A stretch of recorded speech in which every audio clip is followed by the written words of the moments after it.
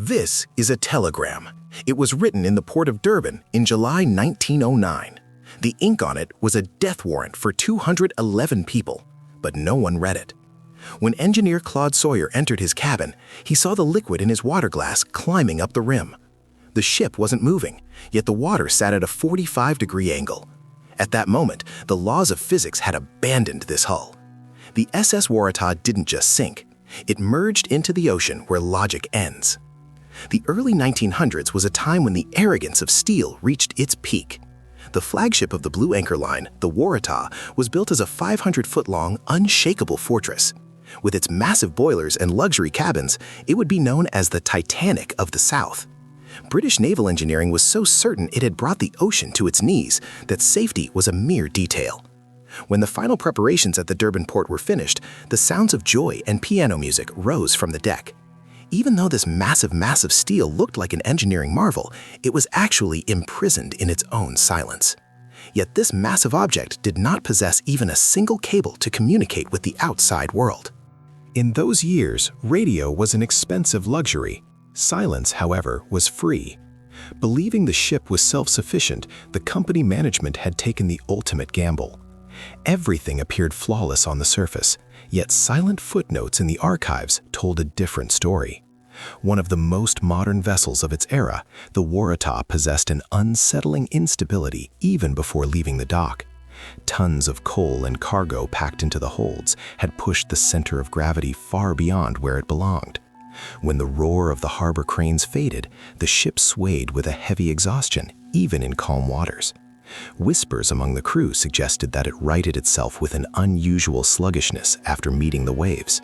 The mass of iron was beginning to lose its silent war with gravity. Despite this, not a single warning appeared in official records.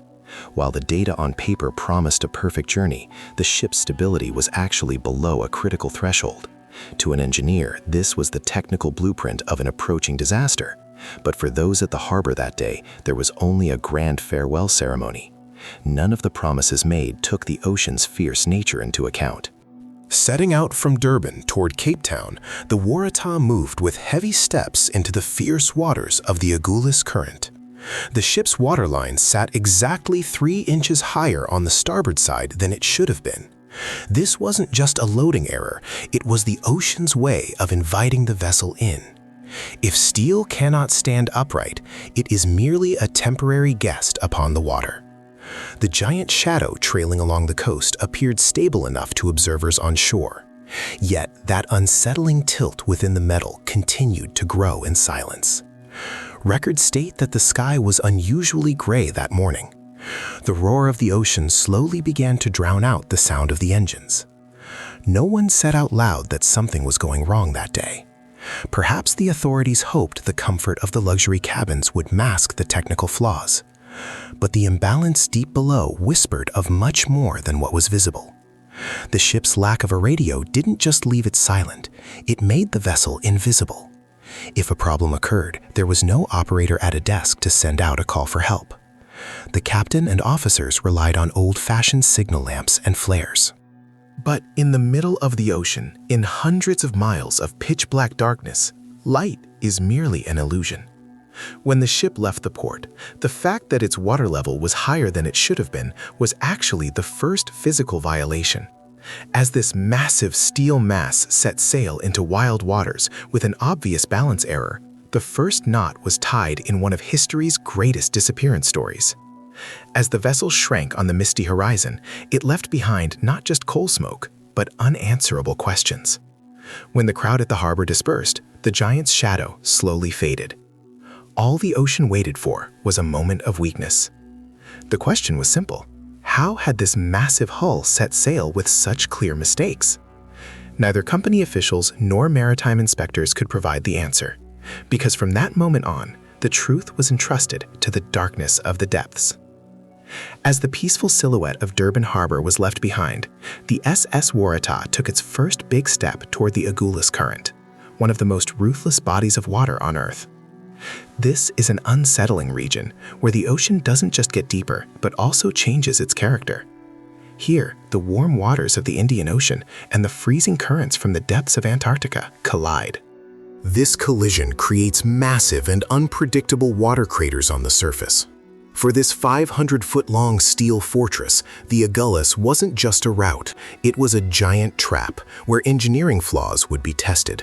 When the ship met its first major waves, with that chronic tilt to the starboard side, the instability beneath the water began to make itself felt. Normally, a vessel should right itself quickly after cutting through a wave, but the Waratah's heavy and reluctant movements left anxious expressions on the faces of the senior sailors on deck. As the tired groan of metal merged with the howl of the wind, the ocean slowly began to mark the point where arrogance ends. As the hours passed on the morning of July 27th, the horizon line vanished completely, replaced by a leaden darkness. A fierce storm from the south pushed wave heights to the level of apartment buildings, turning the ocean into a massive grinder. Technical reports from that morning spoke not just of the wind's speed, but of the frequency of the waves. For the Waratah, the real danger wasn't the wind's intensity, but the hull's instability below the surface. The ship's center of gravity was so flawed that with every strike from a major wave, the 9,000-ton steel mass lost a bit more of its resistance against the upward force of the water. The stability point, considered the heart of a ship, was swinging like an invisible and uncontrolled pendulum among the waves. Radio silence made the roar of the approaching massive swells grow louder with every passing second, trapping this steel structure, completely severed from the outside world, within its own dark fate. The bargaining of 211 lives with seconds and the laws of physics had reached a point of no return. At the storm's most ferocious moment, a giant silhouette suddenly emerged from the gray darkness. It was a cargo ship named the Clan MacIntyre, passing through the region. The two vessels came face to face just a few miles apart, right in the middle of the ocean's wild fury. In this vast void where modern communication, radios, and signal towers did not exist, their only connection was the mechanical rhythm of a cold light. A Morse lamp began to send short, sharp signals piercing through the pitch black. Captain Ilberry of the Waratah, appearing and disappearing among the waves, sent one last silent greeting to his colleague. Good luck. These two words were the last human sounds to echo in the middle of the ocean. The final flash of the Morse lamp wasn't actually a farewell, but a silent warning rising from within the darkness. Observers on the deck of the Clan MacIntyre watched as the Waratah drifted heavily into the darkest region of the storm following that final light signal. The captain of the Clan MacIntyre must have noticed his hand trembling as he recorded that moment in his logs. According to records, the Waratah was shuddering far more than it should have within the gale, listing at a dangerous angle with every swell.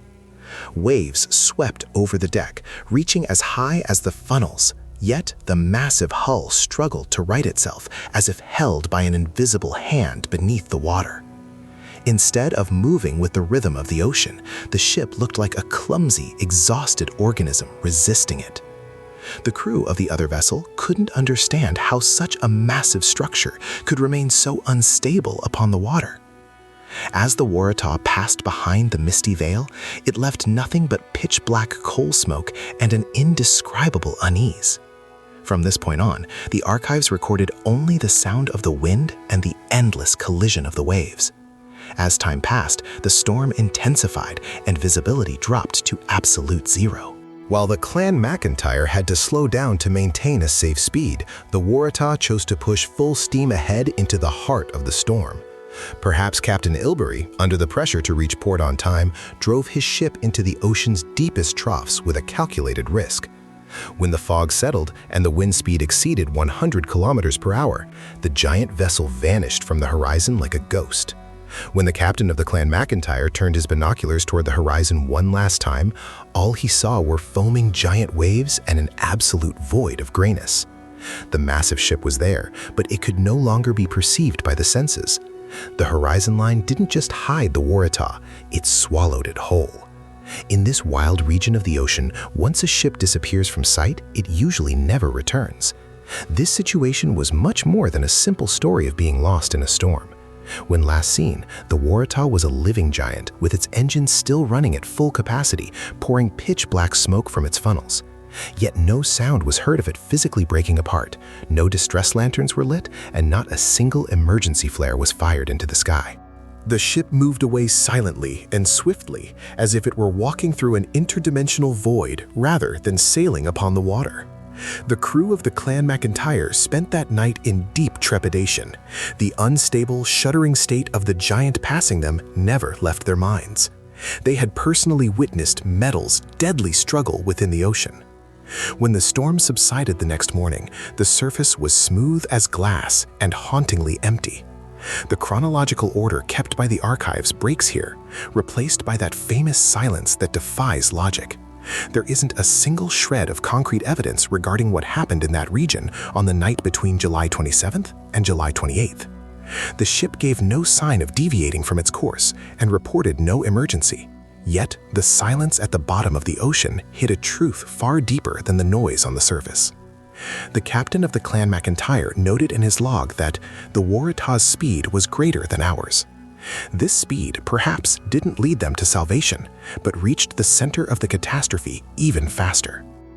Not a single piece of wood, not one life jacket, nor a single body remained from the 9,000 tons of steel and the 211 souls present just the night before.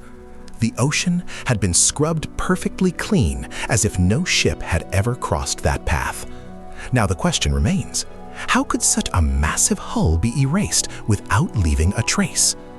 While missing wrecks are not uncommon in modern maritime history, for a giant like the Waratah to vanish as if it never existed created a void that is difficult to explain scientifically. That final Morse greeting in the heart of the storm was not a request for help, but the announcement of an end. As Captain Ilberry's silent message was lost to the deep, history would record this event as the Titanic of the South. Yet unlike the Titanic, the Waratah's grave has never been found. This desolate corner of the ocean hid its victim with such profound silence that the line between fact and legend was completely erased that night. Everything may seem calm now, but the true mystery continues to lie beneath the waves. The world of engineering is built upon numbers, concrete data, and immutable laws of physics. Yet, in the file of the SS Waratah, there exists a void that the rational mind struggles to explain, one that spills beyond standard engineering formulas. The name filling this void is Claude Sawyer. Sawyer was no seer, no fortune teller, or mystic figure. He was a professional engineer who earned his living by examining tangible objects, metal fatigue, and technical blueprints. From the very moment he stepped into his cabin on the Waratah, his analytical mind began to systematically report that something was wrong. The water in his glass, standing at a 45-degree angle even while the ship was stationary, wasn't just an eerie sight to him. It was visual evidence of a fatal flaw in the vessel's metacentric height and center of gravity. Sawyer could analyze that the ship's massive hull, rather than harmonizing with the ocean's rhythm, was swinging uncontrollably like a pendulum with every wave, its riding speed falling far below technical limits. However, what truly shook this analytical mind was a recurring dream, the same one he saw 3 nights in a row, which he simply could not shake from his thoughts. In his dream, Sawyer saw a medieval knight holding a bloody sword slowly rising from the fierce and foaming waters of the Agulhas Current. This image was an irrational piece of data, having no technical equivalent in an engineer's world. However, the persistence of the dream with the same details every night merged Sawyer's technical concerns with his most primal survival instinct. By the time he reached Durban Harbor, all uncertainty had vanished for him. His mind was made up. He stepped onto the pier, leaving all his belongings, private clothes, and important business documents behind in the ship's cabins. While the passengers and crew around him mocked him openly, labeling this sudden decision as cowardice or a temporary lapse of reason, Sawyer simply watched them with a stone-cold silence. For him, this wasn't an escape. It was a firm and rational decision made after analyzing all available data. His famous telegram to his wife revealed the gravity of the situation and the technical clarity in his mind. There was not a hint of emotional expression in the message. It simply stated that he believed the Waratah was too heavy and that he was ending his journey in Durban for this technical reason. Sometimes a ghost or a premonition can provide more accurate data than the most advanced machinery or the strongest steel. Sawyer lived because he chose to trust the technical weight of an invisible warning rather than the arrogance of steel. As Claude Sawyer stood on the pier watching the Waratah slowly vanish into the horizon, trailing smoke, the calendars marked July 26th. The vessel's next destination was Cape Town, and it was scheduled to dock on the morning of July 29th. But that morning, neither a massive shadow nor the expected hum of engines appeared on the Cape Town horizon. Initially, this caused no great alarm among official authorities. Blue Anchor Line officials, noting that the ship lacked a radio system, claimed it was merely a simple delay due to the fierce storm. The company's line of defense was built entirely upon the unshakable strength of steel. To them, it was technically impossible for a giant like the Waratah to suffer any mishap just because of a storm. As days turned into weeks, the rhythm of the cheerful wait at the harbor changed slowly and painfully. Hopeful waiting gave way to a silent acceptance and the dark void of news that would never arrive from across the ocean. The silence in the deep had begun to scream disaster louder than any explosion. When official search operations finally commenced, the South African coast and the entire Agulhas Current were scoured by ships. Warships and powerful tugs repeatedly swept the probable route the Waratah had followed. Yet chilling reports began to surface that left maritime history in profound shock. The ocean was completely clean. Not an oil slick, not a shattered lifeboat, nor a single personal belonging from 211 souls could be found on the water's surface. A 9,000-ton mass of steel, along with its massive machinery and hundreds of people, had been erased from the earth as if it had never existed. The absolute absence of wreckage or any evidence transformed the event from a common shipwreck into one of history's greatest disappearance mysteries.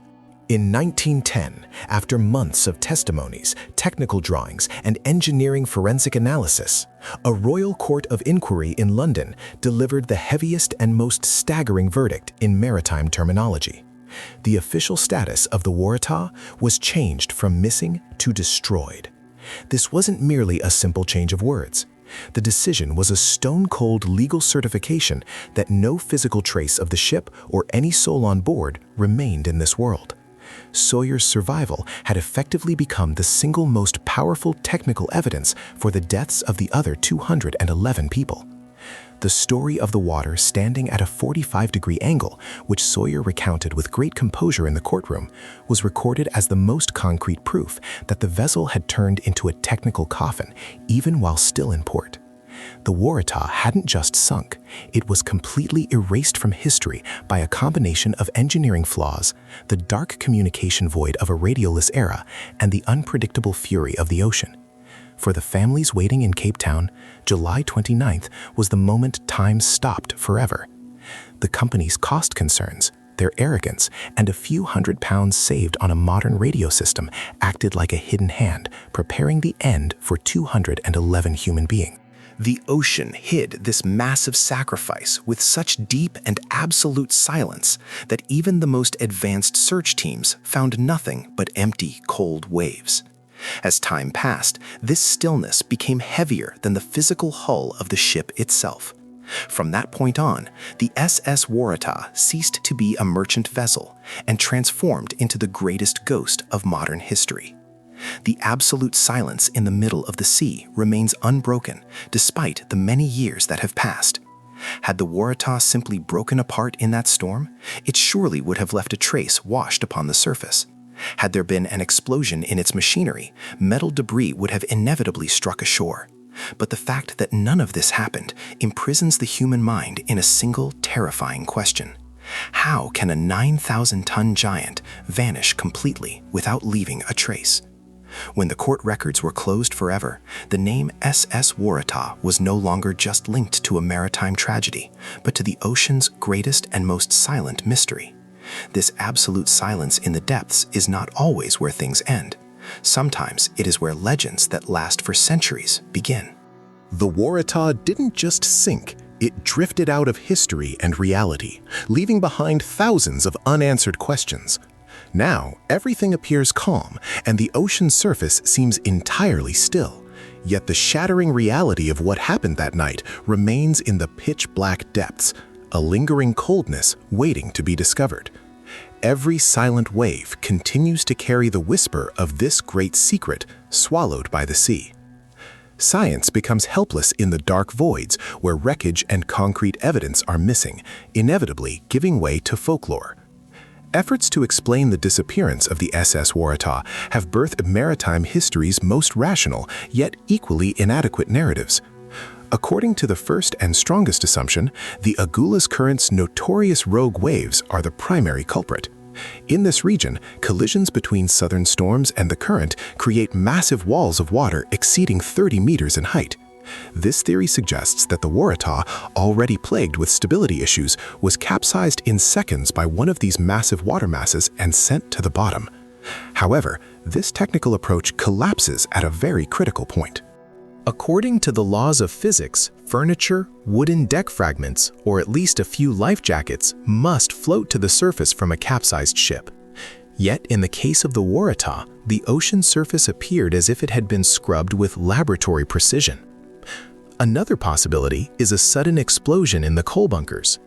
While the story of a self-collapsing giant sounds plausible, this theory also strikes against absolute silence. No ship in the region heard a blast that night, nor did anyone report a plume of smoke rising on the horizon. The explosion narrative simply dissolves against the voicelessness of witnesses and archival records. Perhaps the most chilling is the hypothesis of an eternal drift. In this scenario, the Waratah was caught in the current after its engines failed completely, beginning a silent journey toward the icy, desolate depths of Antarctica. Some believe the Waratah still waits to be discovered as a ghost ship trapped within a mass of ice in that white darkness. However, no scan conducted with modern technology has ever found a single trace of this frozen grave. As every possibility in the archives is rejected one by one, we leave minds not with answers, but with this vulnerable void in the middle of the ocean. Let's look again at that damp telegraph paper we mentioned before. That small scrap of paper Claude Sawyer held in Durban Harbor is no longer a document of cowardice or a sign of madness. That paper is the only physical evidence on this earth of the 211 graves now lying in the dark depths of the sea. The ink on Sawyer's fingertips is the only truth that survived between arrogance and neglect. The Waratah, despite its massive machinery and steel armor, was defeated by the ocean. Yet it didn't suffer a sinking in the sense we know. The ship drifted beyond the boundaries of logic and history. 9,000 tons of steel, hundreds of people, not a single piece of wreckage. Silence is greater than an explosion. The ocean hid its victim completely. The Waratah did not sink to the bottom, it drifted out of history.